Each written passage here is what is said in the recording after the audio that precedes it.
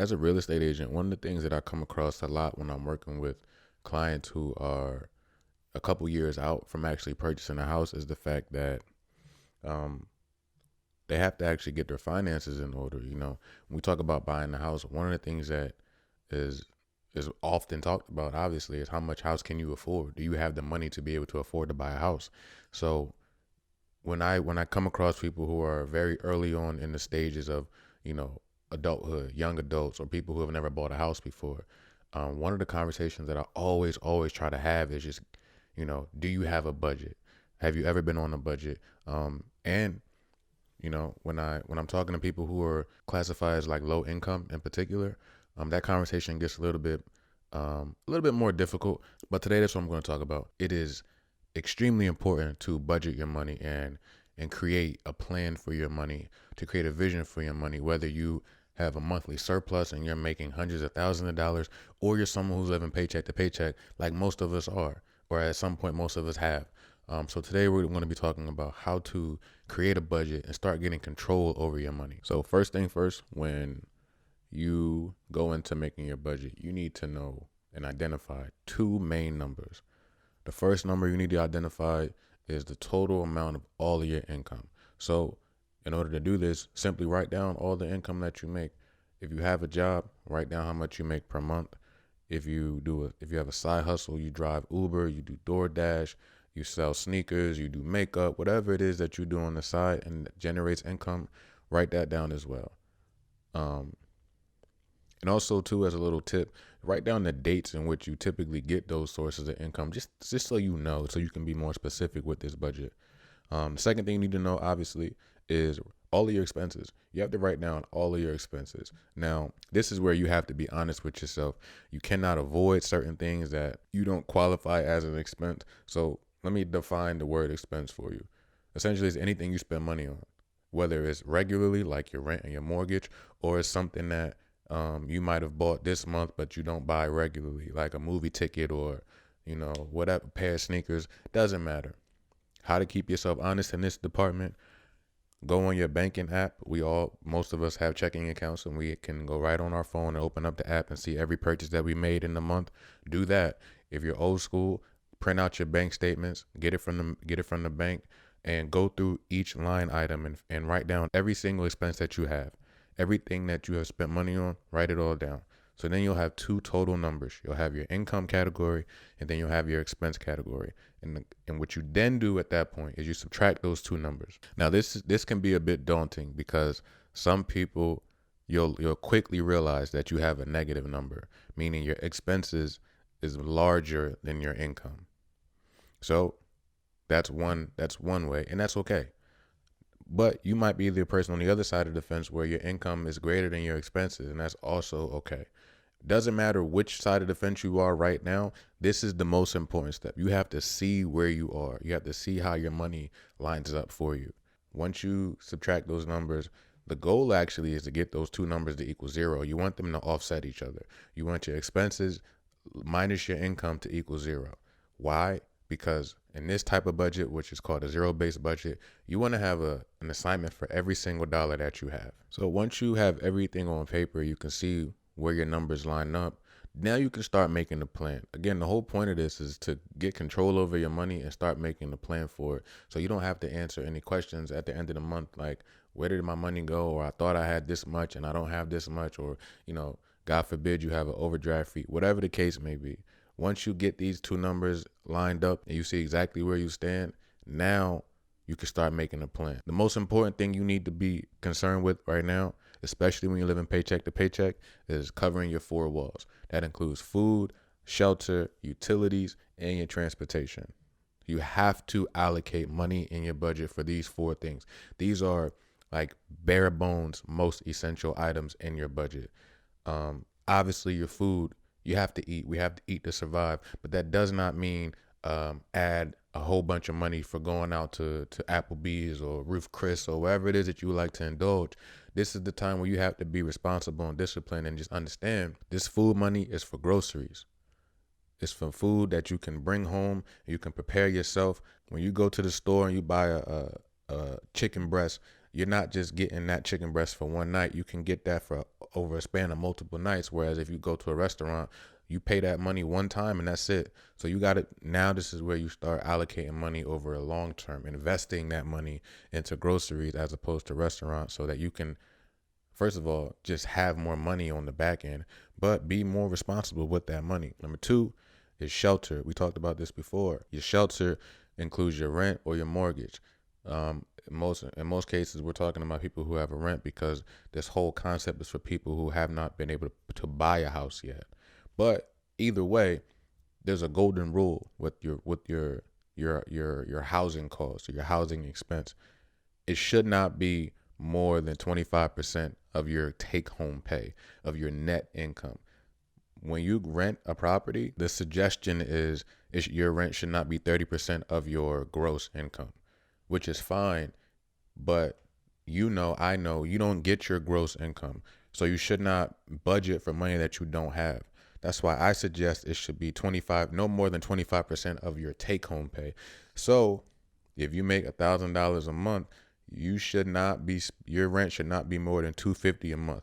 Now, granted, these are low numbers, but you get the concept. So if you're in a position where your monthly housing expense is costing you more, 30-50% of your income, then this is where you might have to start looking for other living arrangements, which is a hard conversation to have, but it's something that if you apply that number, that 25% of your take home, you'll open up the possibilities for other things. Third thing is utilities, and this is essential utilities. This is not this is your water, this is your electric, gas, or whatever your heating source is. In some cases, it's Wi-Fi. Those of you who have children, Wi-Fi has been extremely important during this pandemic with school. But something that may not be essential in the utilities world is something like cable, or like if you have a lawn service, like something that is non-essential will eat into your budget faster than anything. So allocate money for the essential utilities. Like I said, your water, your electric, your gas, your heating, your Wi-Fi, things that you absolutely need to survive. And then lastly, the last part of the four walls is your transportation. This is your car payment. If you don't have a car payment, salute to you. But you have car insurance, you have gas. If you have to commute, you might have to factor in toll payments, your maintenance on your vehicle. But if you don't have a car, this could also pertain to travel fare. If you take the train, you take the bus, you take Uber, whatever the case is, allocate money towards your transportation. So again, you need money to cover your four walls. That's your food, that's your shelter, that's your utilities, that's your transportation. This is the foundation of your budget. Everything else comes second. If your food is not taken care of, if you don't have your shelter taken care of, you don't have your utilities taken care of, and you don't have transportation taken care of, then you are not in a position that you need to be in. This is where you initially apply all of your focus. Get these areas under control with your budget, and then move on to my next steps. This next part is going to take a little discipline. It's going to take a bit of honesty within yourself. But if you've already done the first two steps, writing down all your expenses and then your income and seeing everything for what it is, then this part will be a lot less difficult for you, because you've already taken the necessary steps to get yourself lined up to be able to do what's necessary to make a vision for your money and ultimately make a vision for your life. So the next thing you need to do after you cover your four walls is then look at everything that you still have spent money on that doesn't fall in line with the four walls, and now you got to start cutting back, right? Like, you have to be able to see all the things that are non-essential in your budget. So cut back on all of them if possible. For some people, it's not even feasible to cut back on all of the expenses that are not covered in the four walls. But again, this is all relative to you, and there's no one size fits all answer. But my suggestion is you cut back on unnecessary expenses where applicable. For example, if you have 4 different subscription services, Disney Plus, Netflix, Hulu, and I don't know, Peacock or whatever, like, there's no reason for you to have all 4, because it's eating up money that you really can't afford to spend right now anyway. If you eat out all the time, like I said earlier, you're going to have to start allocating money towards going grocery shopping. If you were someone who shops excessively and, You buy a lot of clothes and you don't even wear those clothes, which is often the case. You have to cut back wherever you spend unnecessarily.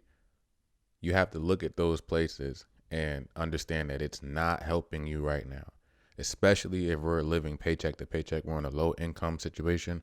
We have to look at everything honestly and objectively and know where we need to cut back.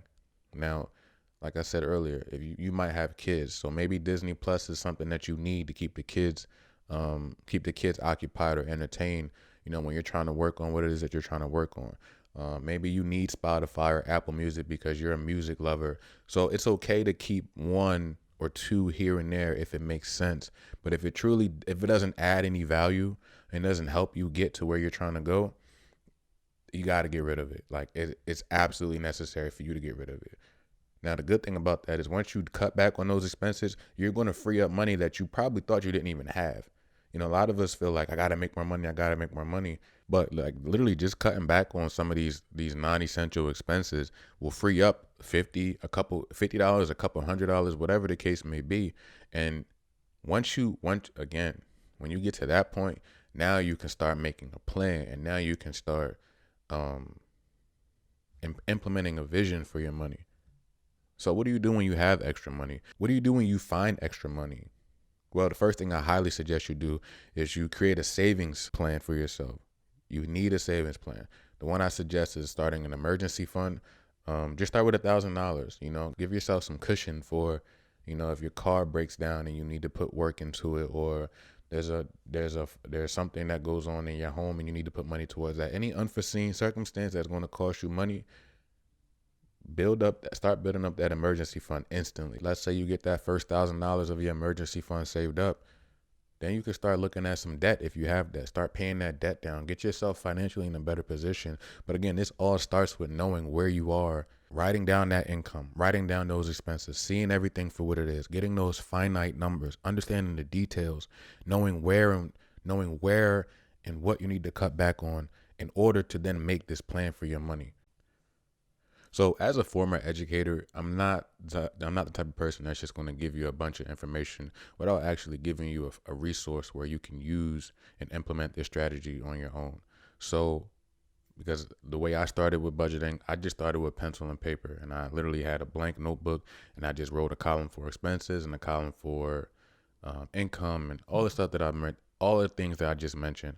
But what I'm actually going to do for you is somewhere I'm going to leave a link, whether it be in the show notes or in the description, wherever that is.